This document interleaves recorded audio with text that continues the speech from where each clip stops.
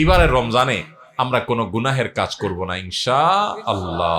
আমার এই মুখ আমি তালা মেরে দিব, আমার এই চোখ দিয়ে আমি মোবাইলে টেলিভিশনে খারাপ কিছু দেখব না। রাস্তা যখন হাঁটবো মেয়েদের সৌন্দর্য দেখে দেখে মনে মনে খারাপ চিন্তা করব, আমি সে হারাম কাজ করব না। নিজের চোখকে আমি সংযত করে ফেলবো আল্লাহর ভয়ে।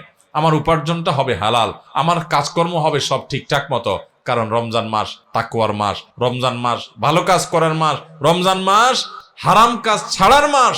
রমজানের রোজার উদ্দেশ্যই হলো তাকওয়া অর্জন করা। আপনি তাকওয়াই যদি অর্জন করতে না পারেন, এই রোজা রাখার কোনো মানে নাই।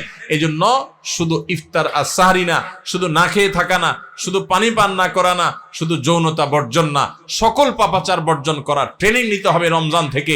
রমজান চলে যাবে, আমার অভ্যাস পরিবর্তন হবে না। রমজান চলে যাবে, আমার গুনাহ ছাড়া হবে না। রমজান চলে যাবে, আমি মুত্তাকি হব না। এই রমজান কখনো সফল বা সার্থক রমজান হতে পারে না। তাহলে আমরা সবাই এই বছরের রমজানটাকে ভিন্নভাবে কাটাবো তো ইনশাআল্লাহ।